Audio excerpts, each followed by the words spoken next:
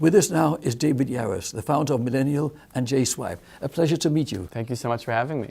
So you're one of these very young, highly gifted individuals doing so very, very many things. Tell us a little bit about the two organizations we just mentioned and of course the others later. For sure. So the first is JSwipe. I'm the founder of JSwipe, which is now the largest Jewish dating app.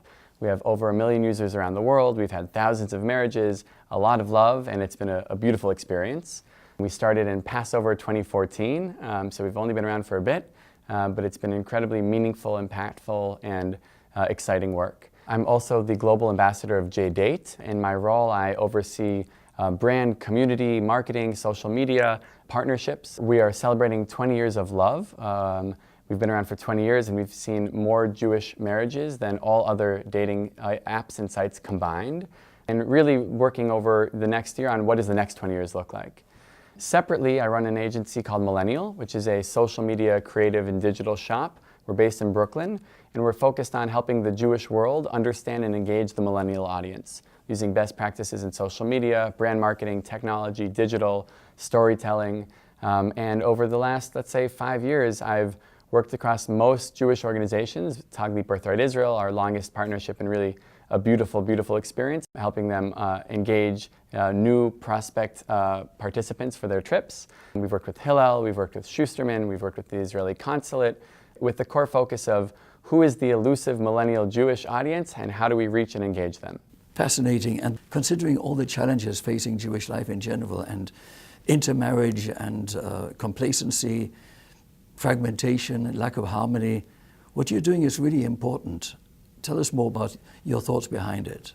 So the first thing is that we're currently seeing the least engaged, the least interested, the least active, the least affiliated Jewish generation in recent history. Millennial Jews are, at least American millennial Jews, are finding community, finding spirituality, finding themselves through other forms of community and connection, not typically the synagogue or Jewish traditional, engagement.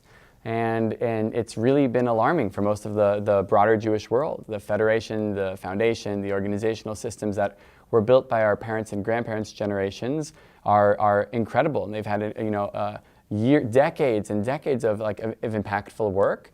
But oftentimes, much of the programming, much of the opportunities or touch points don't resonate with our generation. And so what I've really focused on is how I almost see myself as the bridge or the communicator or translator between the two.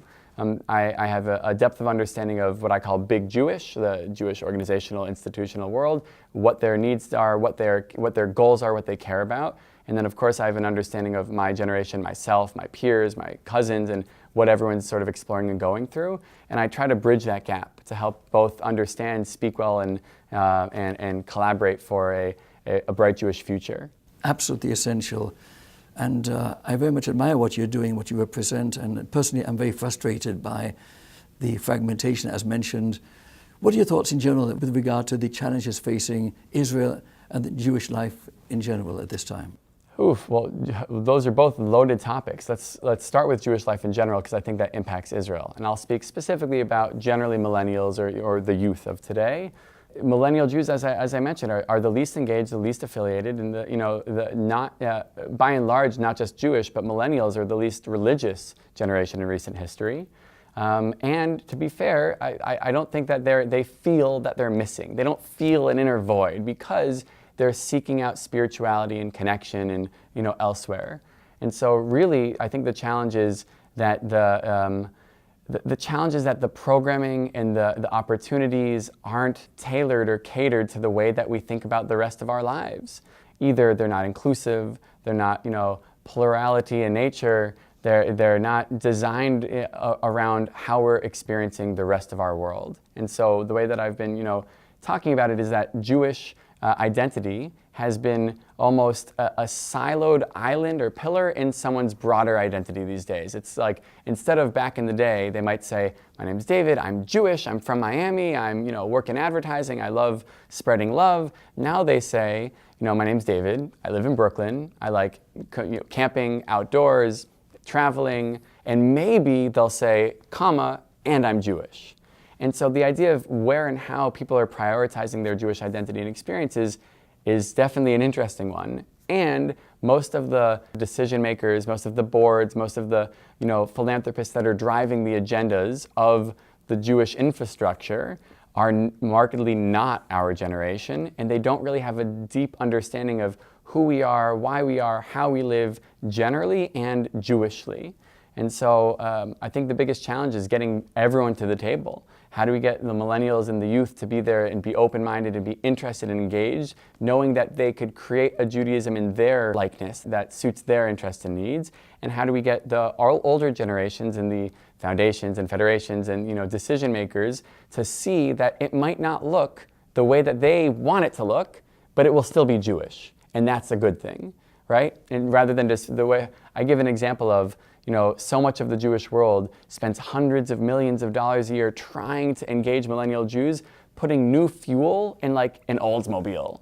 And the millennial Jews want the Jewish Tesla. And the question is, what does that look like? Who's going to create it? And how do we make it happen? Absolutely fascinating. Your message should be shared by all of the leadership in Jewish organizations, and they should really think very closely and deeply about what you had to say. A real pleasure to have you here with us today. Thank you so much. Thank you for having me today, and see you soon. I'll be right back.